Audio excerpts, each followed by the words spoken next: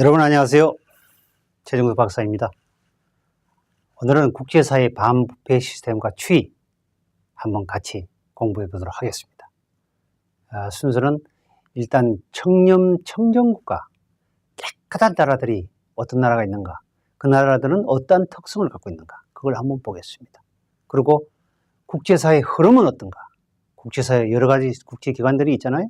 흐름이 어떤가, 그걸 해서 마무리하도록 하겠습니다. 우선 우리가 제일 특히 강사들이 그렇습니다. 제일 연구 대상으로 삼는 국가가 스웨덴, 핀란드, 노르웨이, 스칸디나비아 이쪽하고요.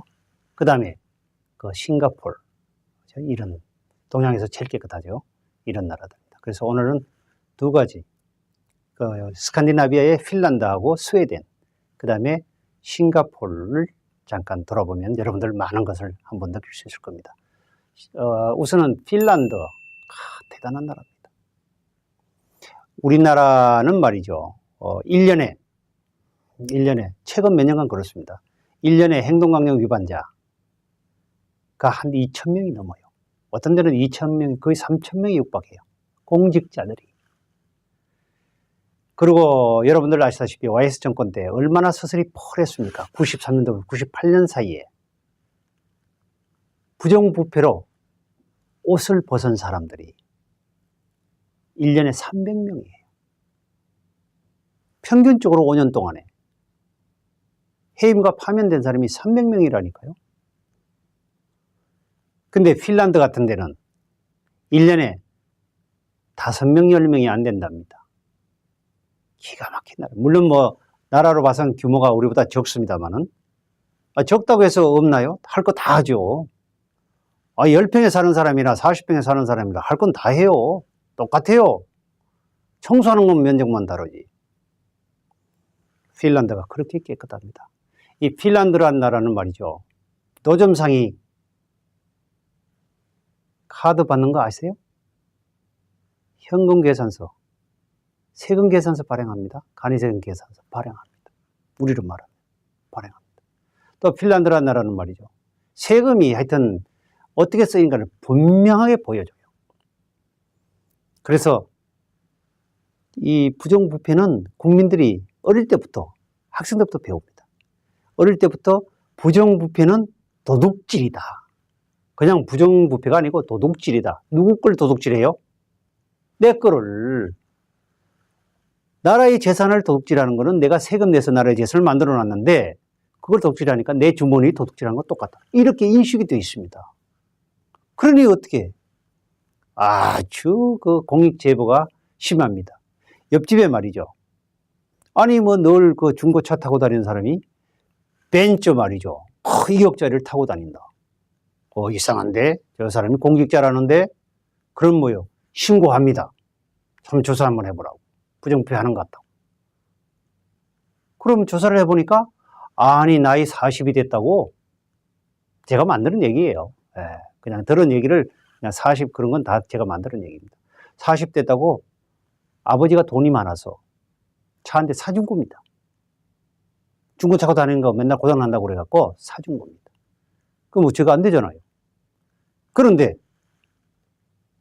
우리나라 같으면 어떻게 돼요? 당사자 난리 납니다. 담당한테 연락을 해갖고 누가 어떤 님이 나를 그렇게 신고했느냐고 알려달라는 거예요. 전화하고 찾아가고 골치 아픕니다. 여기 핀란드는 어때요? 조사해보니까 아니에요. 그러면 민원을 제기한 사람한테 비밀은 보장이 됩니다. 해보니까 부정부패가 아닙니다. 염려하지 마십시오. 신고해 주셔서 감사합니다. 다르잖아요? 한 예를 보면은 어떤 공직자가 길가를 가다가 자전거가 한 대 멀쩡한 게 방치되어 있습니다. 봤더니 이름하고 전화번호가 다 있습니다. 새 거예요. 그래서 그 주인한테 연락을 했습니다. 그랬더니 너무 감사합니다. 그거 잊어버리고 우리 애가 얼마나 상심하는지 모릅니다. 애가 굉장히 그거 좋아하는 자전거인데 그게 없어져서 그렇습니다. 그랬습니다. 그래가지고 얼른 가가지고 찾았어요. 찾았는데 그 부모가 고마워서 더 어떤 모양이죠? 음료수 사 먹으라고 우리 돈으로 지금으로 하면 3,000원 정도 돼요. 아니, 경황이 없이 그냥 뭐 이렇게 놓고 가서 그냥 그런 모양입니다. 뭐, 그게 걸렸습니다. 얼마나 물었는지 아세요? 과태료를? 66만 원 물었습니다. 그 공직자 자전거 찾아주고 66만 원 물었어요. 핀란드는 그렇습니다. 그 다음에 핀란드는요, 이게 정치 구조가 또는 회사의 그 경영하는 구조가 부정을 못하더라도 그렇게 구조적으로 시스템이 되어 있습니다. 예를 들면 회사에 할 때도 그 노조가 참여를 해요. 참여를 하는데 외부 인사들도 참여하고 사용자도 참여하고 주인도 참여하고 참여해서 합리적으로 거기서 의논을 해요. 소통을 해요. 그래서 문제 해결을 하고 이렇게 해서 부정의 그 틈이 안 보여요. 그러니까 핀란드가 국제 투명성 기구에서 해마다 160국에서 180개, 80국 정도 됩니다만은 그 대상으로 해서 해마다 발표하는 부패 인식 지수, 부패 청렴도 조사하는 게 있습니다.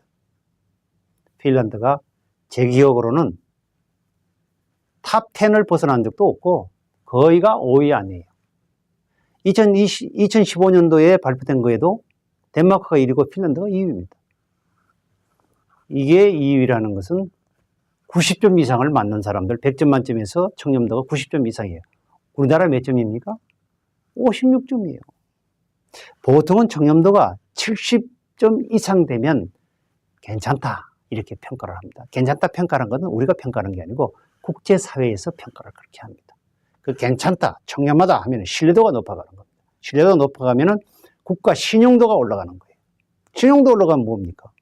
투자도 많이 들어오고 돈을 빌려와도 싸게 빌려오고 그런 거 아니겠습니까? 핀란드는 그렇습니다. 그 다음에 스웨덴은 말이죠. 2016년 1월 28일자에 8일날 KBS1에서 방송을 특집으로 했습니다. 참 대단한 나라예요.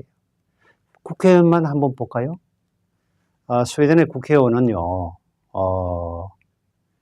고급차가 별로 없습니다. 그 스카딘나비아 다 마찬가지예요. 거기 사는 사람들이 우리나라 와서 보고 국회를 방문하고 국회의원들이 국회를 방문하고 난 다음에 놀란 게 뭡니까? 여기는 왜 이렇게 번뜩번뜩한 세단이 이렇게 많아요? 딜럭스 세단이 이렇게 많아요. 자기들은 소형차를, 여러분 독일도 마찬가지입니다. 소형차 타고 다니는 게 많습니다. 스웨덴은 국회의원들은 아주 검소합니다. 자기가 직접 개인 비서 안 둡니다. 국가에서 지원 안 합니다. 전화도 자기가 받고 우편물도 자기가 하고 청소도 자기가 합니다. 그것뿐이겠습니까? 보좌관을 두지 않아요. 국가에서 주질 않습니다. 그러니까 정책보좌관이라서 국회의원 4명당 1명을 줍니다. 1명을. 우리나라 몇 명 줍니까? 7명입니다. 자그마치 9급에서 4급까지가 7명입니다. 그리고 뭐예요? 인턴으로 해서 이 2명 더 줘서 9명을 줍니다. 너무 많이 주니까 어떤 사람은 집에 일 시키고 자기 개인 일 시키고 그랬다는 거 아니에요? 아니 핀란드가 국민소득이 얼마인지 아시죠? 아까 말씀드린 이 청정국가 스칸디나비아 계통에 있는 나라들은 5만 불에서 7만 불입니다. 국민소득. 우리나라 얼마입니까? 3만 불 가지고 왔다 갔다 합니다. 내려갔다 올라갔다. 환율 때문에 왔다 갔다. 우리보다 2배 더 잘 사는 사람들도 저렇게 살아요. 그리고 스웨덴 국회의원들은 국가 예산에는 비즈니스석을 줍니다. 비행기 탈 때. 비즈니스석을 줍니다. 그런데 국민 돈이라고 해서 함부로 써요? 나무 돈이라고 해서 함부로 쓰냐? 아니다. 그 대부분이 이코노미석을 이용을 한다고 합니다. 그리고 이분들은 출장을 오잖아요. 한국에 오면 국회를 방문하면은 우리 한국에서 접대하잖아요. 당연히 밥 사야죠. 손님한테. 밥 사잖아요. 그런데 돌아가서 출장비 정산을 할 때 한국에서 밥 얻어 먹은 거, 그 금액을 출장비에서 다 공제해갖고 나라에 반납을 합니다. 이게 뭐예요? 너무한 거예요? 그게 그 사람들의 문화와 관성과 인식입니다. 우리나라하고 인식의 차이가 전혀 틀립니다. 스웨덴, 핀란드. 다음으로는 이제 동양의 싱가포르를 한번 보겠습니다.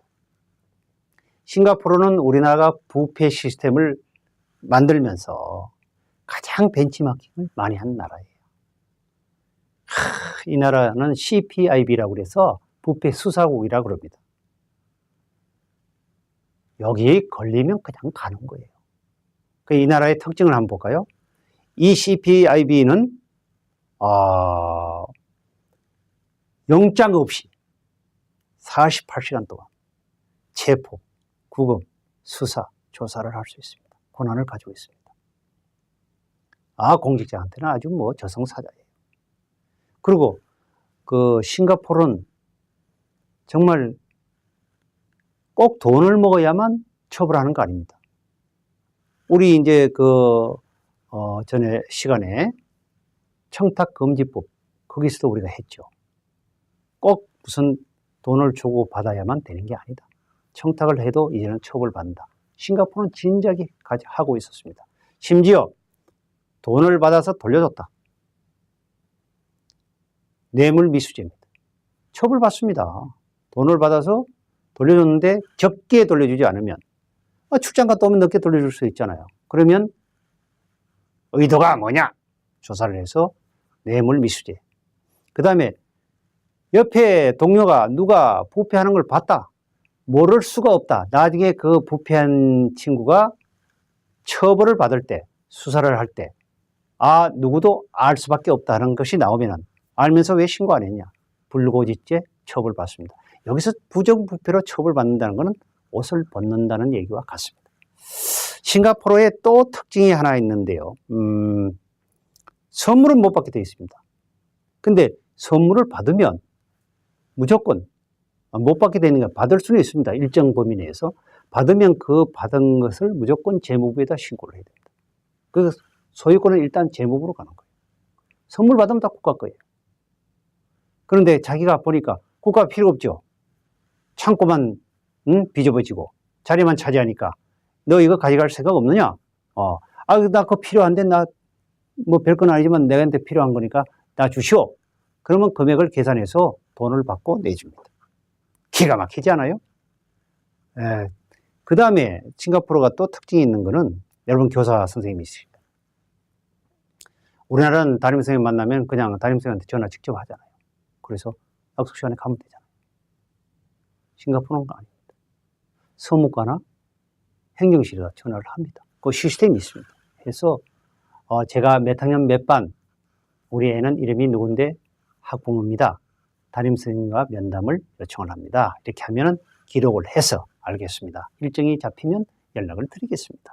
그래서 딱 일정을 그 서무과나 행정실에서 그걸 받아가지고 어떻게 해요? 담임하고 의논을 해서 적당한 날짜를 잡습니다. 그래서 연락을 해서 언제가 좋은데 괜찮겠습니까? 그래서 서로 양해 조정을 해서 약속된 장소에서 만납니다. 둘이서 그냥 만나는 게 아니에요. 밖에서 만나고 둘이서 교실에서 만나고 그리고 식당에서 만나고 그러지 않습니다. 학교에서 우리 요즘 검찰이나 경찰의 조사반, 수사실 보면 다 오픈돼 있죠. 네, 오픈돼 있습니다. 다 보이게 돼 있습니다. 그래서 보이는 데서 면담을 하도록 그렇게 돼 있습니다.